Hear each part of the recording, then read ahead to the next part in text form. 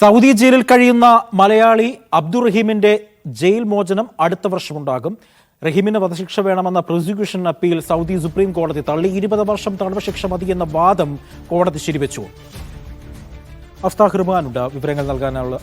അഫ്താന്, ഇപ്പോൾ 1 വർഷം കൂടെ കാത്തിരിക്കേണ്ടി വരില്ലേ റഹീമിന്റെ മോചനത്തിനായി? അജി, ഇന്നാണ് ഇപ്പോൾ സൗദിയിലെ സുപ്രീം കോടതി റഹീമിന്റെ കേസുമായി ബന്ധപ്പെട്ട സുപ്രധാന വിധി നൽകിയിരിക്കുന്നത്. എന്ന് വെച്ചാൽ നേരത്തെ കോടതി നൽകിയിരുന്ന വിധി, അതായത് കീഴ്ക്കോടതി നൽകിയിരുന്ന വിധി എന്ന് പറയുന്നത് റഹീമിന് പുറത്തിറങ്ങണമെങ്കിൽ അദ്ദേഹം നേരത്തെ ഈ കേസുമായി ബന്ധപ്പെട്ട കാര്യത്തിൽ ഗൂഢാലോചന നടത്തി എന്നുള്ള തെളിവിന്റെ അടിസ്ഥാനത്തിൽ അദ്ദേഹത്തിന് 20 വർഷം ശിക്ഷയ്ക്ക് വിധിച്ചിരുന്നു. ആ ശിക്ഷയിൽ ഏതാണ്ട് 18 വർഷത്തിലേറെ റഹീം ഇതിനകം തന്നെ കാലാവധി പൂർത്തിയാക്കിയിട്ടുണ്ട്.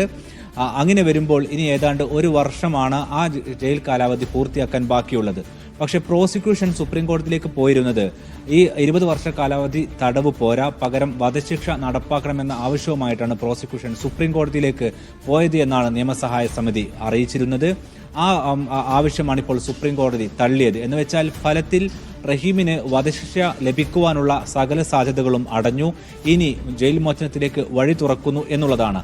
അങ്ങനെ വരുമ്പോൾ ഇനിയുള്ള കാലാവധി കണക്കാക്കുമ്പോൾ അടുത്ത വർഷം, അതായത് 2026 ജൂണിലായിരിക്കും റഹീമിന്റെ ശിക്ഷാ കാലാവധി പൂർത്തിയാവുക. അത് പൂർത്തിയാകുന്ന മുറക്ക് റഹീമിന് പുറത്തിറങ്ങാനാകും. എങ്കിൽ കൂടിയും അതിന് മുന്നോടിയായി തന്നെ പരമാവധി നിയമ സാധ്യതകൾ ഉപയോഗപ്പെടുത്തിക്കൊണ്ട് നേരത്തെ മോചനം സാധ്യമാക്കാനാകുമോ എന്നുള്ള ശ്രമവും സഹായ സമിതി നടത്തുമെന്ന് മീഡിയ വണിനോട് അവർ അറിയിച്ചിട്ടുണ്ട്.